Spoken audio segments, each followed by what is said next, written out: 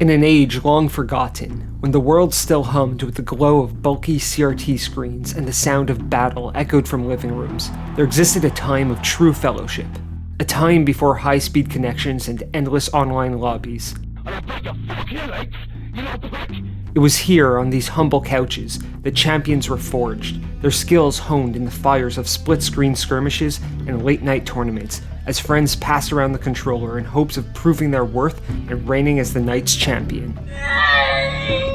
A sacred time of rivalry, friendship, and glory. This was an era bountiful with quality games, yet among them, one series stood above the rest, the Dragon Ball Sparking games, known in the West as the Budokai Tenkaichi series. Each game expanded the roster, with the third spanning the entire history of Dragon Ball, delivering fast-paced, explosive gameplay that drew fans in, battle after battle, to test their might.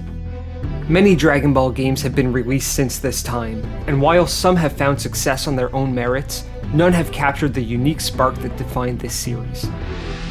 17 years have passed since the last entry, during which Dragon Ball has expanded its universe with 2 new series, 3 OVAs, and 4 films, offering vast new territory to explore the long overdue new entry. So let's get into everything good and bad about the long-awaited Dragon Ball Sparking Zero. Before diving in, a quick disclaimer. While I have a history with the original titles in the series and am no stranger to fighting games, I'm far from a competitive player and have no desire to be. As such, I won't be focusing too heavily on the intricacies of the gameplay mechanics, since there are plenty of high-level players with videos dedicated solely to that. I started this game by focusing on the campaign before touching online play, though I did manage to platinum the game, and it was in the online battles where I felt truly pushed to deepen my understanding of the controls. I'll dive deeper into that soon, but first, let's discuss my favorite aspect of the game, the campaign, known as Episode Battle. This mode allows you to relive many of the most iconic battles from the Saiyan Saga all the way through the Tournament of Power. You can experience these events from the perspectives of 8 characters: Goku, Vegeta, Gohan, Piccolo, Future Trunks, Frieza, Black, and Jiren. Naturally, some of these characters are more central to the story's action than others, which means their individual campaigns vary in length. While major moments in the story are brought to life with fully animated cutscenes, much of the narrative is presented through dynamically posed 3D stills. These scenes strike a unique balance, feeling like a hybrid of manga panels and anime sequences. Back in my Infinity Strash review, I criticized the game's use of stills from the anime to tell its story, and in my opinion, if they weren't going to go the fully animated route, Sparking Zero's approach is exactly how it should have been done. I'm sure most Dragon Ball fans would agree that the most compelling aspect of a Dragon Ball game's story is when it goes beyond simply retelling the canon. Where Sparking Zero truly shines is in its branching path approach to the narrative.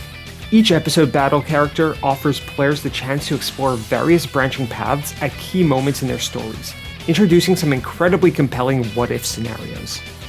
These paths are often determined by the player's performance or by meeting specific conditions during combat, and the game makes it easy to revisit previous battles to retry for alternative outcomes.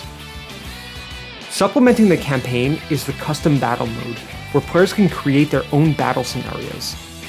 As the name suggests, this mode allows for high-level customization, including cutscenes with non-playable guest characters and special conditions that trigger a variety of effects. Custom battles can be saved and shared in the World Library, where other players can play and save them. By default, the game includes 37 pre-made scenarios, known as bonus battles, some of which are unlocked by completing others. While story modes add depth to any game, PvP remains the core of any true fighting game experience. Though the campaigns feature some challenging battles, it's in PvP where your skills will truly be put to the test.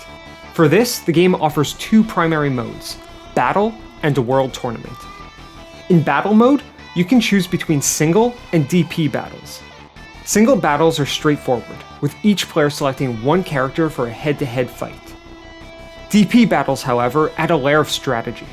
Players are given 15 destruction points, or DP, to assemble their team, with stronger characters costing more points.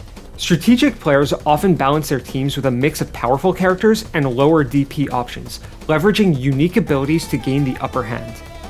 World Tournament mode lets players create or join one of 6 tournament types, each with unique rules ranging from single or team battles to time limits, flying permissions, and more. In a game like this, the character roster is paramount. While the roster size is technically impressive, it's the perfect starting point for my critiques. Firstly, I really dislike the method of acquiring characters and outfits. Although they can be earned through gameplay, they're also purchasable with in-game currency, which is refunded if you later unlock them through gameplay. This approach undermines any sense of achievement that comes from earning characters the traditional way. I've said before that one of my biggest frustrations is when characters or features from a previous game are omitted in a sequel. I understand that many new characters now exist, and some deserve higher priority, but the absence of many previous characters stings even more without a clear plan to eventually include the full roster from the prior installment. Unfortunately, I get the impression that DLC for this game will be as egregiously drawn out as Bandai Namco thinks they can get away with. For instance, nothing from Superhero is included, despite it being a major canon event that debuted over 2 years ago, and content from that film has already been released as DLC for Xenoverse 2, a game whose DLC practices and pricing have started to get a little out of hand.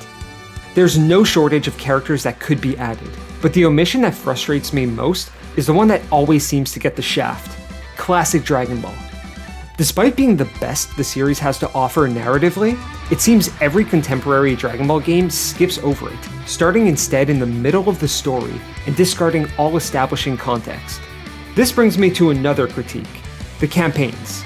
Starting midway through the story is bad enough, but this mode is so heavily summarized that some characters were missing major parts of their stories. The most glaring example is Future Trunks, whose campaign begins in Super rather than Z, skipping notable battles that would have been great to play out and get cutscenes for, like his timeline's version of the Buu Saga. Furthermore, the story ends after the Tournament of Power, despite the inclusion of Broly content. Another issue with the campaigns and bonus battles was the lack of clear win conditions, with some requiring preposterously fast completion times. This made certain bonus battles or alternate branches rage-inducing to complete. Piccolo surprisingly had the most absurd time requirements for his alternate branches, which, ironically, turned out to be the least consequential. A final minor annoyance in Episode Battle is how unbearably slow it is to navigate the map of battles. This ties into a broader issue I have with the game's UI as a whole. While previous entries in the series used a simple yet stylized approach, Sparking Zero aimed for the stars in their stylization and under-delivered to a mind-boggling degree. Perhaps the problem wouldn't be as noticeable on a high-end PC, but on PS5, the menus frequently lagged and the animations triggered by menu selections added unnecessary wait times between navigating menus and submenus. Honestly, a slightly updated version of the menus from 17 years ago would have been perfectly fine. If it ain't broke, don't fix it. Now perhaps the most critical piece of criticism: the PvP. Starting with online PvP, I don't think I've ever experienced so much lag in an online game, and I've spent a lot of time playing Xenoverse 2. The lag could make matches entirely unplayable at times, and the matchmaking was frustratingly slow as well. The only way to avoid waiting your turn in a lobby full of other players was to play ranked. But while I enjoy experimenting with different characters I'm less familiar with, ranked matches are dominated by players playing the meta, who dominate anyone unconcerned with their rank. As a gamer forged in the fires of split-screen battles, local multiplayer has always been my bread and butter. It should have been the foundation of this game. With a roster spanning different eras and wildly disparate power levels, this isn't a game that demands perfect balance. It's most fun when you're simply passing the controller around with your best buds, beating the crap out of each other with your favorite characters. Unfortunately, local multiplayer was treated as an afterthought. In fact, it wasn't even originally planned to be included in the game, only being added after fan backlash to its omission. Even then, its inclusion was half-baked, limiting local multiplayer to just one map, the Room of Spirit and Time. Quick note, as I was editing this video, this issue was corrected in the 2.0 update. In the interest of keeping things concise, here's a quick-fire round of honorable mentions in the criticism section. Not enough maps. There are plenty of great options from other Dragon Ball games to draw from. Missing outfits and forms, some of which are hidden in the game's files. Giant characters are not fun to fight. Integrating Xenoverse's targeting mechanics and tail grabs could have made this aspect of the game more engaging. No serious wounds or blood. Censorship is never okay. And finally, the rigid debris combined with the no flying rule makes the Tournament of Power stage incredibly annoying during the campaign. Now, I know I've spent about half this video criticizing a game I claim to enjoy, but as a lifelong Dragon Ball diehard, I think I'm well positioned to notice the flaws or omissions that might fly under the radar for more casual fans. That said, credit where credit is due. This game's mechanics and controls are rock solid. As I mentioned, I'm not a competitive player, so for in-depth breakdowns of the controls, there are others far better suited for that. One aspect I appreciated though is that the game doesn't force you into a tutorial, which likely explains the commotion about people struggling against Grade 8 Vegeta. But after thoroughly getting my ass handed to me in online matches, I finally spent some time in training mode, which I found essential for actually grasping the mechanics. To my eyes, it's clear the developers prioritize creating a mechanically fun Dragon Ball experience, complete with stunning character models, destructible environments, and flashy particle effects, but seem to rush other important aspects of its development.